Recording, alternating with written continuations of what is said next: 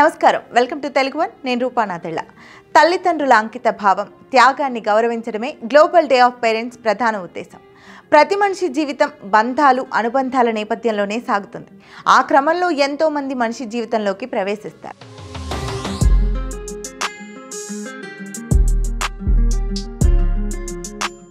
అయితే అందరికంటే ముఖ్యమైన వారు, ఎలాంటి స్వార్థం లేకుండా నిజమైన ప్రేమను పంచేవారు తల్లిదండ్రులు మాత్రమే. వారి ప్రేమను భర్తీ చేసేవారు మరొకరు ఉండరంటే అతిశయోక్తి కాదు. అందుకే తల్లిదండ్రుల పట్ల పిల్లలకు అపారమైన గౌరవం ఉండాలి. తమ పెరుగుదలలో వారు చేసిన త్యాగాల గురించి ప్రస్తావించాలి. అలాంటి భావ ప్రకటన చేసేందుకు ఒక సందర్భం కావాలి, ఒక వేదిక ఉండాలి. అలాంటి వేదికను మన ముందుకు తీసుకొస్తుంది గ్లోబల్ డే ఆఫ్ పేరెంట్స్.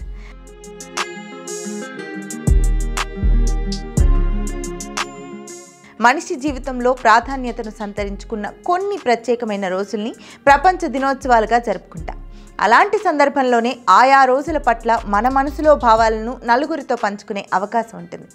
మనం జరుపుకుంటున్న ప్రపంచ దినోత్సవాల్లో ప్రపంచ తల్లిదండ్రుల దినోత్సవానికి అధిక ప్రాధాన్యత ఉంటుందని ప్రత్యేకంగా చెప్పక్కర్లేదు.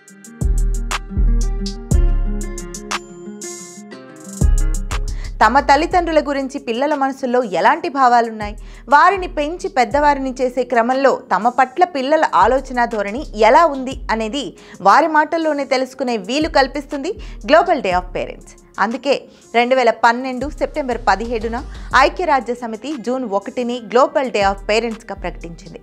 తల్లిదండ్రులకు ఒక ప్రత్యేకమైన రోజు ఉండాలనే ప్రతిపాదన 1983 నుంచే ఉంది.